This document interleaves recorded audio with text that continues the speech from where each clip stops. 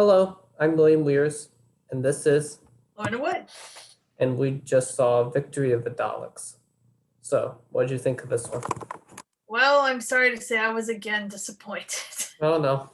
And I just want to say, because I know that one of our followers is disappointed with us, I can see that if you were a kid and you were watching this and you hadn't watched the Tennant era, or maybe didn't really understand the Tennant era, or just didn't have the subtlety of perception that an adult would have, that you would think this was a lot of fun and that it would really transport you to a different place. I can certainly see that.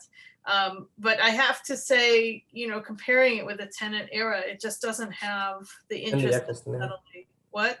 And the Eccleston era, And the Eccleston era, right? So I guess I saw the little preview and I thought, oh, this is going to be so cool. We're going to have all kinds of ethical dilemmas with the Daleks being slaves, but able to, and is it right to enslave them even though they're awful, especially when they're being so good because they're saving England. And then, maybe we'll get into some interesting things with Winston Churchill, who starved millions of Indians to win the war. However that works. So I thought there would be, interest and depth, and I think that even children deserve that, especially children deserve that. And I felt like it just ended up being a toy commercial. I mean, the new Daleks looked really good, but they weren't interested in I really wanted to know more about the robot, well, we found out a little more about the robot. I guess that worked okay. I did understand how his humanity counteracted the bomb, but again, it wasn't like we didn't get enough kind of back information that would have justified that sudden turn of events. And I really, and Winston Churchill was just this hero that Amelia was just so happy to have a photo op with, and I'm glad he restrained himself from pinching her butt or whatever he did to ladies. I don't know, maybe he wasn't that sort of person. I kind of got that impression from something else I saw, but I could be wrong. But he definitely starved the Indians, and that was completely not. So all of the ethical subtleties of the Daleks and Winston Churchill and everything, and they tried to generate human interest with this one woman who had a boyfriend who was killed. And first of all, she wasn't the best actress in the world. I didn't believe she was crying at all. But it was just sort of thrown in to the pot with everything else, and so I was disappointed. Well, if it's any consolation, the follower you're referring to doesn't like this episode either. And indeed, this is one of the most disliked episodes of Doctor Who ever. Yeah, it just has so much potential that's just squandered. Yeah, and I could have written a better episode with one hand tied behind my back. I mean, we all know so much about the Daleks now, and it just has so many possibilities. Anyway, sorry, I'll let you talk. Yeah, and this is another script by Mark Gatiss, who unfortunately consistently churns out the worst episodes. But what else did he do? The Unquiet Dead and the one with the TV, the Idiot's Lantern. Oh, see, I was thinking this was another Moffat, and I was thinking, oh my goodness, this is so much, especially because it had the barrage balloons and that whole looking out onto the city during the Blitz, like they had with the motherless child. What was it called? The Empty Child or something. Yeah, Are You My Mommy? That episode, that was so good. Anyway, go ahead. So it was that guy. Okay.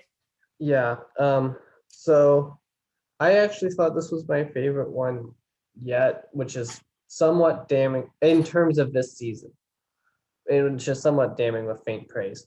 However, what I liked about it was that this was the first one I thought that was finally returning to taking the Doctor to somewhat dark places. I liked that he was so vengeful, even though I felt Smith's performance felt completely flat when he was supposed to be vengeful. I like that the script went there. I liked that the Doctor was outwitted by the Daleks, that he was forced to make this choice, either let them survive and possibly kill billions more, or do the immediate save Earth. I thought that was an interesting dilemma, and I like that there was no cop out at the end. He had to choose one or the other. So I thought that was strong. I liked how he pretended he had the self-destruct thing and it was just a little cookie. I thought I could see it was a cookie right away. Yeah, Maybe because I like those cookies. I was quite familiar with them. I was like, oh, that's just a cookie, but I won't say anything because the Daleks might hear me. but I thought that was kind of amusing. And but I completely agree with you on the wasted potential with Churchill using a Dalek to defeat the Nazis. I hadn't seen the promo yet because I was trying to turn it off before the promo. But when I saw when the Dalek being servants, I thought, oh, this is good, and maybe we'll actually explore some of the less savory aspects of Churchill. And it seemed like we were going there with Churchill saying like, oh, if the Nazis were in hell, I would make an alliance with the devil or something along those lines, which I thought was like perfect Churchill line. I was like, this is gonna be interesting. But then we go on the but then the Daleks betray, and I didn't really understand why they reversed course when the doctor said, I'm the doctor, what the significance of that was.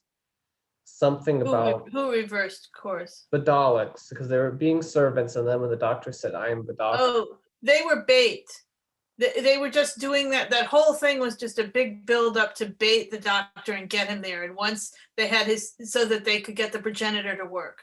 So once they Yeah. had his testimony that he was the doctor, that's what they needed to get the progenitor to accept that he was there. Right, but I didn't understand why the progenitor needed that. Something about that it thought that they weren't real Daleks. Yeah. And so because they had become corrupted during their whatever passage through Yeah, it. I just thought that went by too quickly. I would have liked to. Yeah, I don't know. I knew it at the time, but it's been a while. I was confused why nobody was Hours. somewhat horrified by Amy's miniskirt she was wearing. Well, I guess they just accept she's with the aliens. So I guess so. I did notice that several times though, and also had that thought. So yes, it's worth thinking about. If she has a big wardrobe in there, why doesn't she have clothes from various eras just in case? I don't know how she has any clothes since she didn't have any time to pack. Well, he says he says he has closets full of clothes. So True. you think he might have something appropriate to the 1940s that would make her look like, I don't know, not even a streetwalker would look like that. But where the episode really stumbled, I felt, was the climax with the Love defeating the bomb because he becomes human through I don't understand what was going on. And Yeah, then it was the too fast. and But then actually, I thought that worked a little bit. I just thought the character wasn't developed enough, as you said, for me to care. If we had like a scene of him maybe looking at like an imaginary picture of the woman and like having a brief like, oh, this is my lover, I can't wait to see her, and then we came back to that, I think it would have been so much more powerful.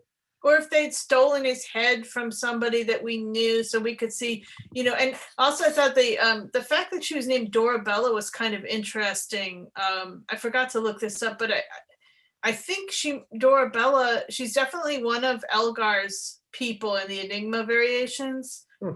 She might have been his mistress. Interesting. I can't remember. I think he just used I'll look it up for next time, but I think he just used initials for his mistress. He was at least that tactful. I think his wife's in there too. I don't know. Anyway. And then the doctor just sort of lets this guy loose when he's like Dalek technology. Seems like a kind of a dangerous proposition. I mean, the Daleks could potentially reactivate him. He could have, reversion. There's a lot of loose ends there that the doctor just seems to not care about, which is odd. Right, and I'm wondering how he's going to go on, with no Dalek tech support. Nobody Right, else knows how he works. I think the doctor should have probably taken him into the future or something. That's what I thought was going to happen. Yeah, so I felt like the last 10 minutes really stumbled, and I thought there was too much going on. But I did think that it was the first one that I've seen in the Moffat era that gets back to showing the Doctor is extremely flawed. And well, I don't know. I mean, we've seen it. We saw him snap last time.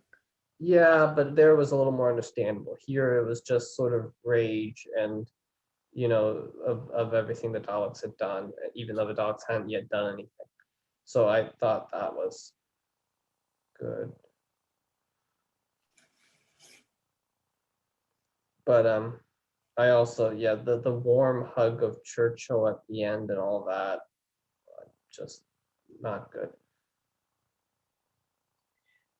Oh, I just looked up Dorabella. Sorry. So Yes, she was a 17-year-old. So remember he said that he loved someone inappropriate? Hmm.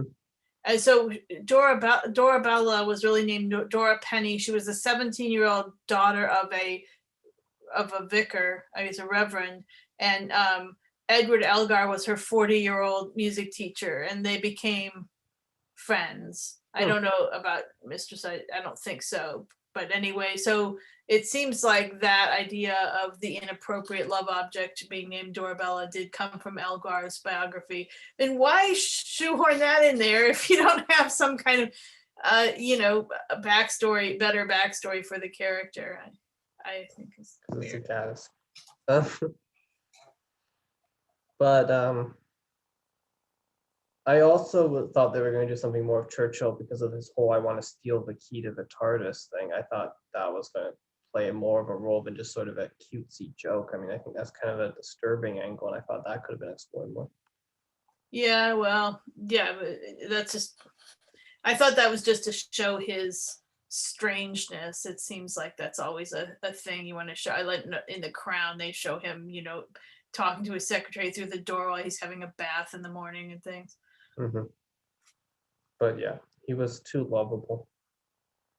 I don't think anybody would ever describe Churchill as lovable. No, yeah, well, that was a little miscasting, I think, for Well, there. that actor can be totally unlovable, and he was unlovable in the film about the Bonsai Conference, where he plays a pretty nasty Nazi. Oh, really? Which one does he play? He's like one of the essays, so what sort of a former stormtrooper who's perfectly fine with destroying the Jews' lives. But it is clear that what's nice, so if there's a layer of error, because it's clear he's somewhat alarmed when he hears about the gas camps. Like Right. just that That's a prospect. step too far for him. Right, that prospect slightly unnerves him, though he's clearly trying not to admit it. Right. Even Well, when he who does a would want great to show job. that in that environment, even if you felt it? Yeah. All right, but we're off Absolutely. topic again. Very good movie, by the way. Yes, but I just feel like McNeese could have brought out more subtleties with the right script. I mean, we keep talking about it, but I'm sorry. I mean, A.B. Smith gets a lot better, but right now I think he's clearly limited as an actor. Yeah, well, the way that he snaps, I mean, the scripts haven't been the best, but it seems very irrational. Whereas you could always tell with Tennant what had driven him to whatever temper And he same lost. with Eccleston. I mean, Eccleston's raging at the Dalek. I believe it. Here, when he like takes the wrench and he's hitting it, I mean, you just want to send him to his room and like say, you're grounded. Yes, and I still think that the Daleks were a toy commercial. Probably, I don't know. Like the Ewoks. I strongly suspect tie-ins were involved. Well, collect a Dalek of every color. But they had no, I was much more interested in the Daleks serving the tea than the new Daleks. They were so boring.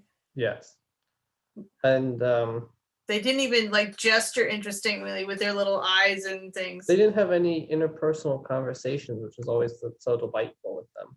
They were just monologuing and They're cute in their horrible way. right.